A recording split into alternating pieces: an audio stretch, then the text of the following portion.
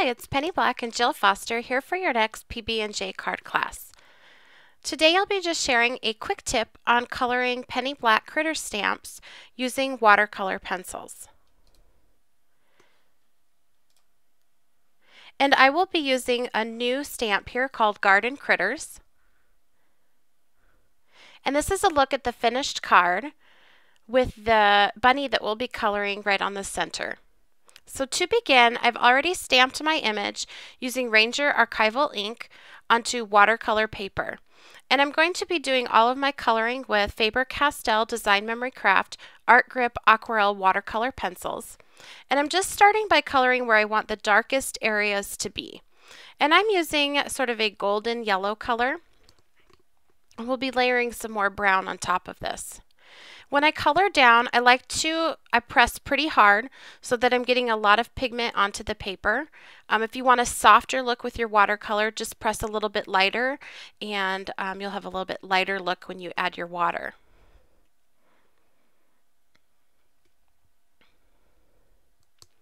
Now I'm going to use just a little cup of water here and also a watercolor brush. You could also use a water brush, but I wanted to have the control of using different sizes of brushes. So you can see I started by putting a lot of water down onto the white space, and then I'm moving down into the area that I colored. And essentially just letting the water do the work as it sort of bleeds out into the white area. And I'm cleaning off my brush in between each step so that I start fresh on that white area with mostly water. So again, white, and then moving my brush into the colored area.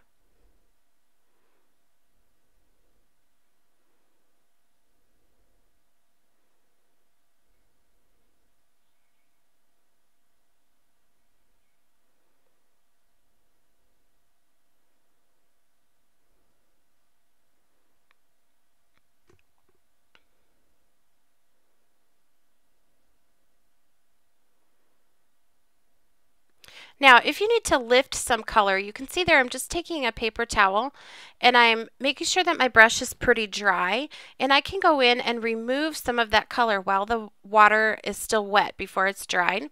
And I can sort of lift that out, and there you can see then where I can get those nice white highlights like towards the center of the body and on the face. Now before I move on to my next color, I want to make sure that this is dry. You could stop right here if you wanted just a really light color and sort of a pastel. I wanted to add just a little bit more shading, so now I have a brown watercolor pencil, and I'm just adding just a touch of that onto the image in the darkest areas. And now this time I'm going to go in with a smaller brush, starting again off of, in the sort of light tan area but away from the dark brown, laying down the water and working my way into the brown. And I can always add more water and sort of push it back if it starts to spread a little bit further than I wanted.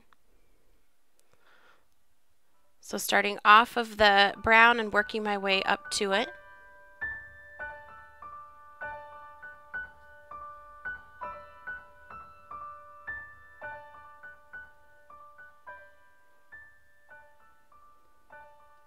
And this just adds just a little bit more dimension. Now here I am going in and kind of lifting that color, so you can see I'm using a fairly dry brush and just sort of pushing that back down where I want it to be.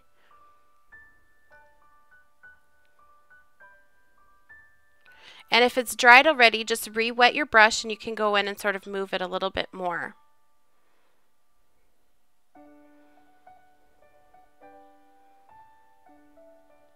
And I'm going to follow the same process on the remainder of the image.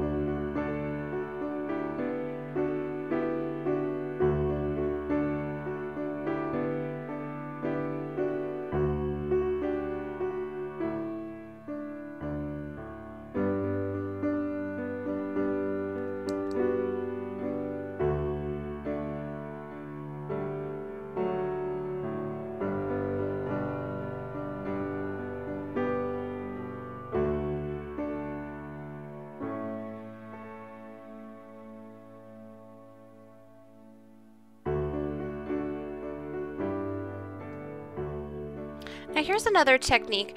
What I'm doing is I'm actually dipping the watercolor pencil directly into the water, so submersing that tip of that pencil into the water. And what it does is while that's wet, I can go in and really get some dark color and just paint that right on. And then if it's a little bit too stark of a contrast, you can go back like I'm doing here with the watercolor brush and blend it out. But that's a nice way to get a really dark color if you want just that, a lot of contrast.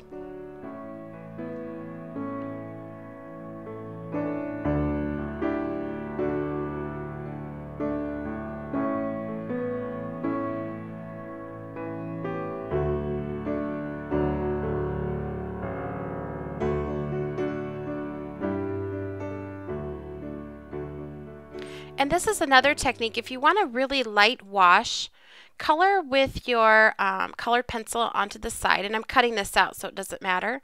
Then add water and mix it up, essentially like you're creating a palette over there, and then you can lightly take that and color and do a light wash over the top.